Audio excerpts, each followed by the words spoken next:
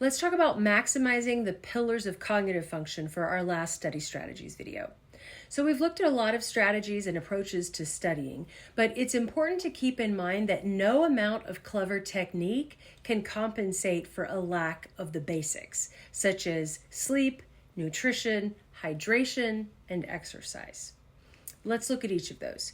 So sleep is a fundamental study strategy. Sacrificing sleep for an extra hour of studying is probably one of the most common and counterproductive habits that I've seen students adopt over the years.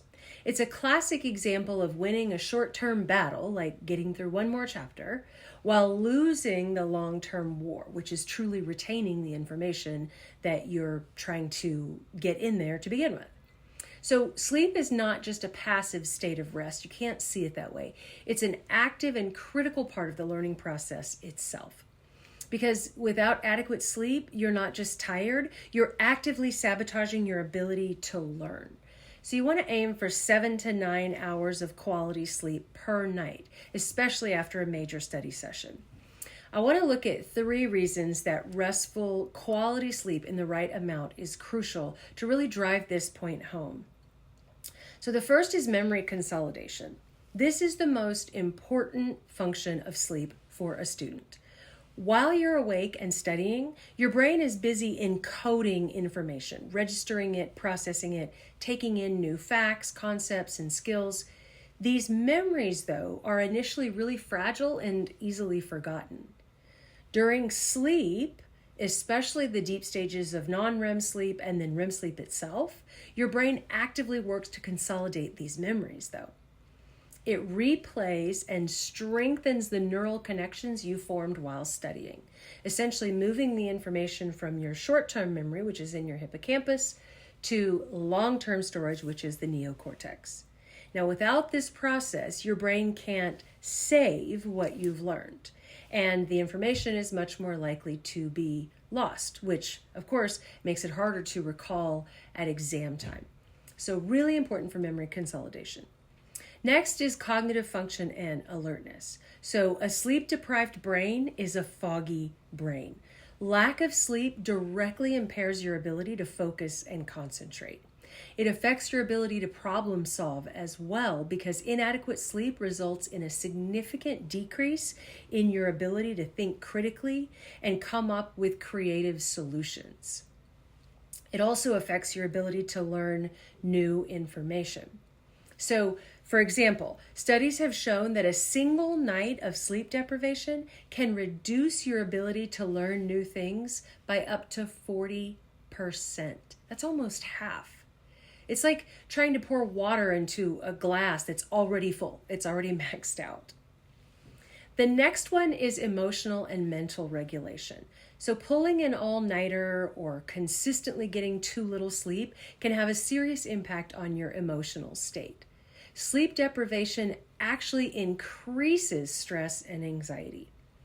The brain's emotional regulation centers, particularly the amygdala, become more reactive, leading to heightened stress and irritability. You've seen irritability when people don't get enough sleep. This isn't rocket science, right?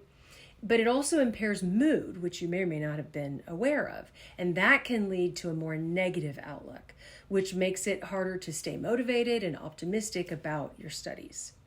In addition, lack of sleep contributes to mental health issues. Over the long term, chronic sleep deprivation is linked to an increased risk of anxiety and depression. The next category of importance is nutrition. So your brain runs on glucose, like sugar, and requires a steady supply of vitamins and minerals. Now, eating a balanced diet that's rich in fruits, vegetables, and those brain foods, omega-3 fatty acids, is crucial for maintaining focus and cognitive health. Nutrition isn't just about fueling your body, okay? It's a critical study strategy because the brain, which is a highly complex and energy-demanding organ, relies entirely on the nutrients you consume. When you provide it with the right fuel, you can significantly enhance your focus, memory, and cognitive performance. Think of a car that has no gas. It needs that fuel to run. Now, when you don't provide these things for your brain, you're essentially trying to run a high-performance computer on a sputtering old generator. One of the most important things you can do is start your day right, providing your body and brain with fuel by eating breakfast. Now, not just some sweet cereal, okay? This is a nutritious breakfast with complex carbs and protein like oatmeal with berries and some nuts thrown in, or eggs with whole wheat toast. Those things will set you up for a productive morning of studying. On the subject of food, smart snacking is also crucial. So instead of reaching for chips or candy, you want to have brain food snacks readily available, like a handful of almonds, an apple with peanut butter, or that high-protein Greek yogurt. Another general tip when it comes to nutrition is to avoid heavy meals. So large, high-fat meals can divert blood flow from your brain to your digestive system, which leaves your brain feeling sluggish. So you want nutrient-rich meals that are smaller to stay energized. So I want to look at the science of why proper nutrition is so important for studying. First and foremost, it's energy. Right? Your brain's primary source of energy is glucose, and it needs that steady supply to function optimally. Now, glucose is a form of sugar, so you may think that eating sweets is the answer. A sugar rush is actually a bad strategy, though, because eating sugary snacks like candy or drinking soda provides a rapid spike in your blood sugar. So this gives you a brief burst of energy, but it's quickly followed by a crash, leaving you feeling tired, irritable, and unable to concentrate. This is a common trap for students who rely on junk food for a quick fix. That crash is just not worth it. So instead, a good strategy is to focus on foods that provide slow release energy. Again, consuming complex carbohydrates like whole grains, like oatmeal or brown rice, as well as fruits and vegetables, provides a slow and steady release of glucose into the bloodstream.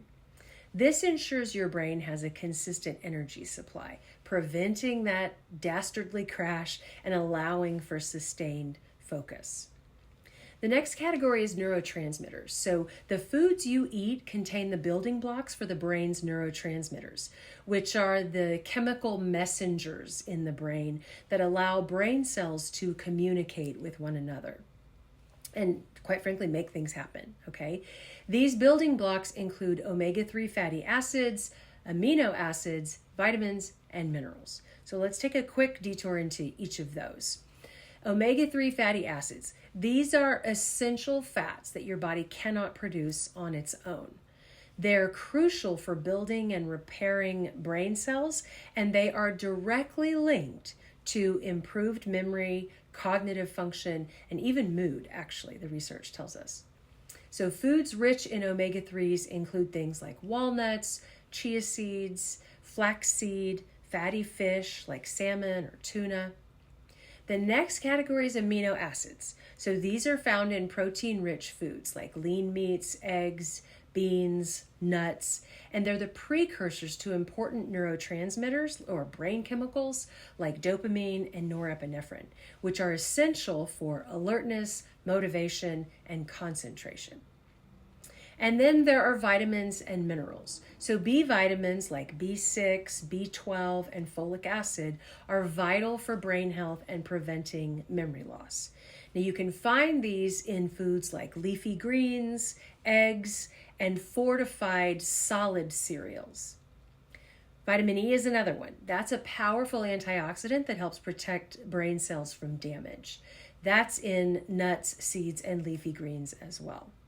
Then there's magnesium, which is a mineral that's crucial for nerve transmission and muscle function, as well as learning and memory. It's found in dark leafy greens, legumes, and nuts. So there are these power foods that hold a lot of nutritional value that you want to keep your eye on. The next category of importance is hydration. So your brain is made of approximately 75% water, if you can believe that. And even mild dehydration can have a significant impact on your cognitive abilities. It can lead to fatigue, headaches, poor concentration, mood issues, and a foggy mind, among other things. It can make a simple task feel much more difficult and drain your mental energy. So always keep a bottle of water on your desk or in your study space. Sipping water regularly throughout your study session can prevent dehydration-induced fatigue and keep your brain functioning at its peak. On the subject of fluids, I want to talk about caffeine for a bit. So while caffeine can temporarily boost alertness, too much of it can lead to anxiety, jitters, and a subsequent energy crash. So it's best to use it strategically and avoid it late in the day, as it can disrupt sleep. And then there's exercise. So exercise is not just a way to stay fit. We know that physical activity also increases blood flow to the brain, which in turn boosts cognitive function, improves mood, and reduces stress.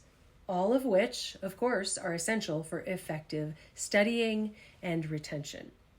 Even a short walk or a few minutes of stretching can help you reset and refocus. The connection between physical activity and brain function is well documented. You can find countless studies on this, and it shows benefits that dramatically improve your ability to learn and retain information. So let's look briefly at how that works.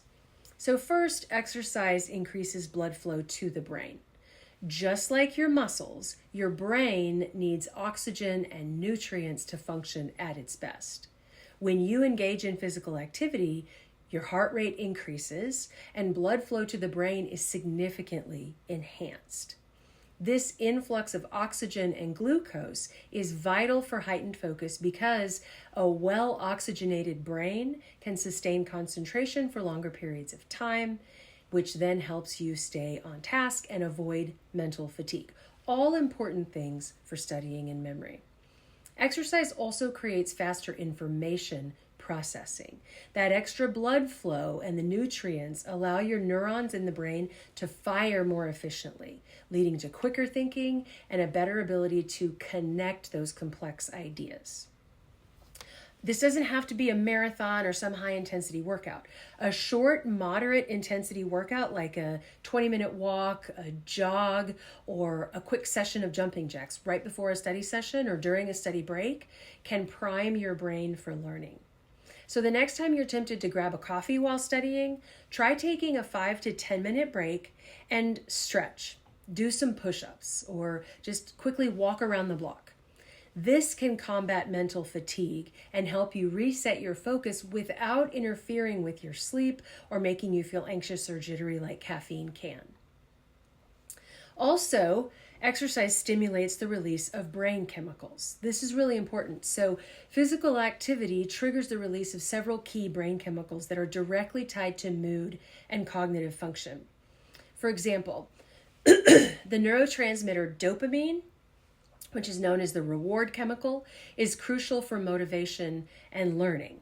So a dopamine boost from exercise can make you feel more energized and motivated to tackle a difficult study session. Serotonin is another important chemical released by exercise. This neurotransmitter helps regulate mood, and its release during exercise can reduce feelings of stress and anxiety. Hugely important, right? That creates a calmer, more receptive mental state for learning.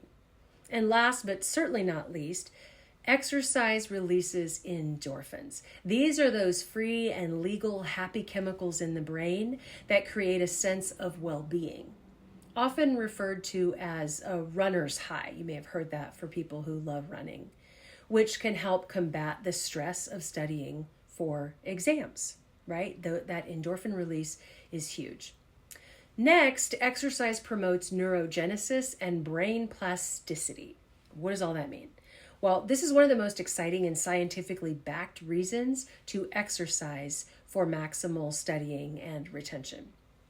So physical activity, particularly aerobic exercise, helps with neurogenesis, which is the formation of new nerve cells in the brain. Who doesn't need that, right? It's been shown to increase the production of a protein called brain-derived neurotrophic factor, BDNF. So BDNF acts like fertilizer for the brain, for lack of a better word. It promotes the growth of those new brain cells, like I mentioned, especially in the hippocampus, which is the brain's learning and memory center. So that's really important. Exercise also improves brain plasticity, which makes the brain more adaptable and flexible.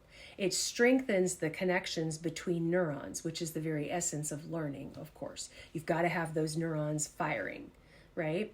The more connections you have, then the easier it is to form and retrieve memories. Exercise also improves sleep quality. So as we discussed previously, sleep is a non-negotiable part of memory consolidation. When you sleep, your brain rehearses and files away the information that you learned during the day, moving it from short-term to long-term memory. Exercise also helps you fall asleep faster and achieve a deeper, more restorative sleep, as long as you don't do it too close to bedtime. You want to have your exercise not be any closer than 2 to 3 hours before bed. That's true for most people. Now, by improving sleep, then, exercise indirectly enhances your memory and cognitive performance, making the hours you spend studying more effective. So we have looked at a lot of study strategies across the 4 videos in this series. Again, pick and choose what works for you, but don't be afraid to try new things I've suggested if you just find that the things you're leaning toward aren't working. As I said before, there may be some trial and error involved as you curate your perfect, personalized approach to studying. By combining the strategic use of these evidence-based study techniques along with some healthy habits, you can go from simply studying to truly learning and retaining, remembering, building that foundation of knowledge that will help you ace that exam.